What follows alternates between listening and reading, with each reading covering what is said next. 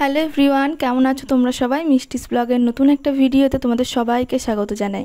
আজ রবিবার, সকাল এখন 9টা বাজে। আমি ছাদে এলাম, আমার পড়ানো কমপ্লিট।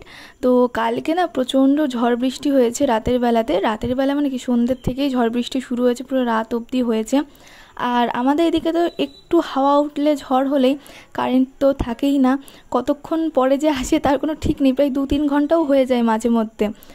আর আজকের আকাশটাও না ওই জন্য মেঘলা, সকালবেলাটা প্রচণ্ড ঠান্ডা ঠান্ডা হাওয়া দিচ্ছে, খুব ভালো লাগছে এই সময়টায়।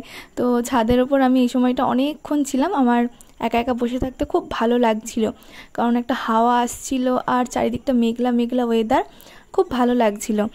তো এখন ঝড় বৃষ্টি শুরু হয়েছে, এখন প্রায় দিনই ধরতে গেলে বিকালের ওই সন্ধ্যের দিকে 7টার দিক থেকে ঝড় বৃষ্টি শুরু হচ্ছে, হাওয়া উঠছে, এরকম হচ্ছে, মানে প্রত্যেক দিনই চলছে এখন রেগুলার। তো আমি নিচেই চলে এসেছি। আজকে মা রান্না করেছে পটল ভাজা, বেগুন ভাজা, ভেন্ডি ভাজা, লতি। তো ভাতও হয়ে গেছে, আলু সিদ্ধ ভাত করেছে, পটল সিদ্ধ দিয়েছে, বেগুন ভাতে দিয়েছে। তো আমি সবাইকে ভাতটা বেড়ে দেবো। মা আজকে রান্নাবান্নাগুলো করছে, আজকে আমি আর রান্নাঘরে ঢুকিনি, আমার আজকে আর ভালো লাগছে না।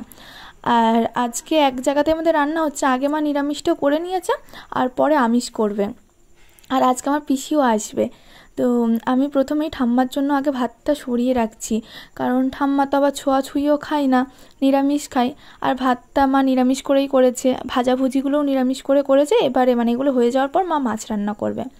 তো সেই জন্য ঠাম্মার জন্য ভাতটা আগে আমি একটা গামলায় তুলে রাখলাম, একটু বেশি করেই রাখছি, যদি লাগে আমাদের দরকার পড়ে তখন আমরা এখান থেকে নিয়ে নিতে পারবো। তো যাতে কম না পড়ে সেই জন্য আমি একটু বেশি করেই রাখলাম। আর এত ভাত আমার ঠাম্মা খাবেও না এমনিতে। ভাতেগুলো সব বার করে দিয়েছি ঠাম্মার কাছে।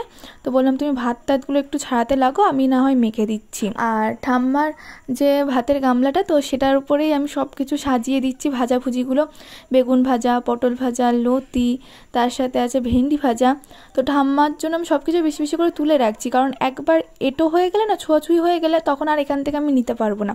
তবে একবার আমি নিরামিষ করে রেখে দিলে তো ওখান থেকে আমাদের দরকার পড়লে নিতে পারবো। তো ঠাম্মা দিকে আবার তুলে তুলে রেখে দিয়েছে, বলছে এত খাবো না। আর আজকে ঠাম্মা বলেছে একবারই ভাত খাবে, সকালবেলাটাই রুটি বা মুড়ি টুড়ি এই সমস্ত কিছু খেয়ে নেবে, আর দুপুরে শুধু ভাত খাবে। এদিকে আমরাও খেতে বসে গেছি। কালকের ডাল ছিল, ওই ডালটাই বার করে নেওয়া হলো, আর ভাজাভুজি ভাতে ছিল। তো খাওয়া দাওয়া শেষে আমার মা এখন দিয়েছে ডিম পোচ করে। তো ডিম পোচটা আমি শুধুই খাচ্ছি, প্রায় খাওয়া শেষ তখন করেছে ডিম পোচ। তো যাই হোক, খাওয়া দাওয়া কমপ্লিট আমাদের। আর এবারে আমার মা এখন করছে ঘ্যাটকোলের ডাঁটা চচ্চড়ি কিন্তু খুব ভালো লাগে। আমরা পাতা বাটা খাই, ডাঁটা চচ্চড়িটাও খাই, খুব সুন্দর লাগে। আজকে আমার মা চিংড়ি মাছ দিয়ে করেছে। আর আমার পিসি যেহেতু আসছে, পিসিও অতটা মাংস পছন্দ করে না, মাছও পছন্দ করে না, বলেছে চুনো চানা মাছ করতে, আর জিওল মাছটা আছে, তো ওগুলোই খাবে। আর মাছ রান্না করবে এখন মা, তাহলে মায়ের রান্নাবান্না কমপ্লিট। পিসিও চলে এসেছে, আর তার সাথে এসেছে রেহান, মানে আমার দিদির ছেলে, পিসির মেয়ের ছেলে। তো এখন প্রায় ওই 10:30 মতন বাজে, ওরাও এলো। আর আজকের ব্লগটাই না আমি 2 দিনের ব্লগ একসাথে তোমাদের সাথে শেয়ার করছি, কারণ পিসি আসার পর থেকে আমি আর কোনো ভিডিও করিনি। তো তারপরের দিন সোমবার দিন সকালবেলাতে আমার ঠাম্মা পুজো দিচ্ছে এখন। আর কালকেই চলে যাওয়ার কথা ছিল, রবিবার দিনই চলে যাওয়ার কথা ছিল ওদের, কিন্তু রবিবার দিন আর কি যাই হোক যাওয়া হয়নি কোনো কারণবশত। তো সোমবার দিন আজকে চলে যাবে। তো গোপাল এতদিন ছিল আমাদের বাড়িতে, প্রায় ধরো 9 দিন বলতে গেলে, রবিবারে এসেছে আর আজকে সোমবার। তো চলে যাবে গোপাল, মনটাও একটু খারাপ, কারণ এতদিন ছিল, ঠাম্মা দাদুও ছিল, ভালোই হচ্ছিল। তো গোপাল চলে যাবে। ঠাম্মা আজকে সকালে পুজোটাও দিয়ে নিল। তো গোপালকেও তোমাদেরকে একটু দেখিয়ে দিচ্ছি, কারণ এর পরের দিনের ভিডিওতে তোমরা হয়তো আর গোপালকে দেখতে পারবে না। আবার যখন আসবে ঠাম্মা দাদু, তখন আবার গোপাল নিয়ে আসবে, তখন আবার আমার ব্লগে তোমরা রোজ হয়তো গোপালকে দেখতে পারবে। তো ঠাম্মাকে বলছিলাম একটা গোপাল থুয়ে যাও আমাদের কাছে। পুজো দেওয়া হয়ে গেছে ঠাম্মার। আজকে সকালে মা করেছিল রুটি আর ছোলার ডাল, আর পিসি একটু ঝাল সুজি খেতে চেয়েছিল, সেই জন্য মা আবার সকালবেলাতে ঝাল সুজিও করেছিল। এখন আমরা যাচ্ছি মামাদের বাড়িতে। আজকে মামাদের বাড়িতে প্রসাদ পাবো আমরা, তো নিমন্ত্রণ করেছে। মামি ঠাকুরকে ভোগ দেবে, তো ওই প্রসাদটাই আমরা পাবো। আমরা বেরিয়েও পড়েছি, ভ্যানের জন্য দাঁড়িয়ে রয়েছি। তো এখন যাচ্ছি মামাদের বাড়িতে। আর আজকে ওদের বাড়িতে গিয়ে আমরা বৃষ্টির মধ্যে আটকে পড়েছি, বাড়িতেই তো আসতে পারছিলাম না, কি অসুবিধা।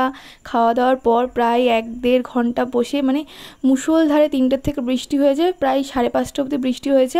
বৃষ্টির মধ্যেই আমরা কোনো রকমে একটা অটো পেয়েছিলাম, বৃষ্টির মধ্যে বেরিয়ে পড়েছিলাম। ঠাম্মা দাদু যেহেতু বাড়ি চলে যাবে আজকে, সেই জন্য তো যাওয়ার কোনো ঠিক ছিল না। আজকে হয়তো ভেবেছিল যেতেই পারবে না, কিন্তু অটো পেয়ে গেছিলাম। মাকে ফোন করে বললাম, মা তুমি ব্যাগপত্র নিয়ে রাস্তায় এসে দাঁড়াও, এই অটোটাই স্টেশনে নিয়ে যাবে। আর কি বলবো, মানে ট্রেন ছিল 6টায়, আর 5:10 আমরা অটো পেয়েছি। এখান থেকে স্টেশন যেতে প্রায় অনেকটাই সময় লেগে যায়। তো চলো তাহলে আজকের ভিডিওটাও এখানে শেষ করছি। ভালো লাগলে অবশ্যই লাইক, কমেন্ট আর শেয়ার করে দিও। আর যারা নতুন আছো তারা আমার চ্যানেলটা সাবস্ক্রাইব করে দিও।